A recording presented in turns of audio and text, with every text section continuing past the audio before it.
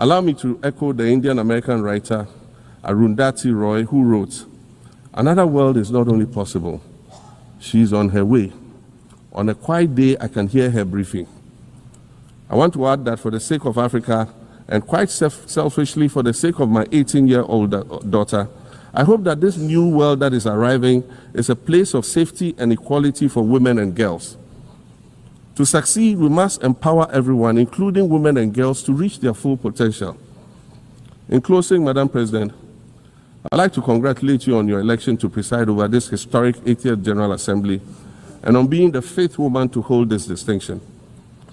I'd also like to congratulate Her Excellency Nana Jane Opoku-Agyeman on being the first woman Vice President of Ghana.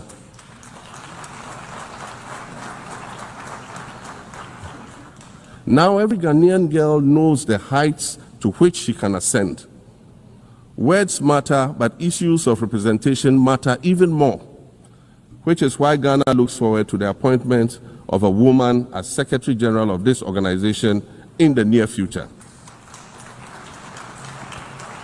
Madam President, Your Excellencies, I thank you for your kind attention. I mentioned earlier that I began my second non-consecutive term as President this past January. My first term ended in January 2017. In that span of time, 8 years, the world has changed with such ferocity.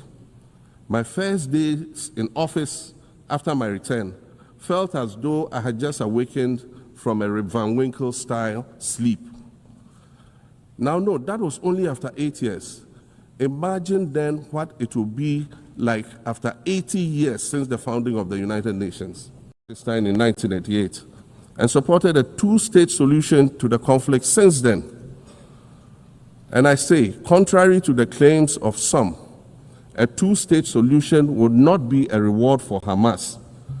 It would rather be a reprieve for the hundreds of thousands of innocent women and children and people who are facing collective punishment and forced starvation for no reason other than the fact that they are Palestinian. For nearly 2 years and for the fear of reprisals, we here in this General Assembly have been playing hide and seek with language to find the right words to help us avoid or excuse what we all know is taking place in Gaza. But here's the thing, it doesn't matter what you call it.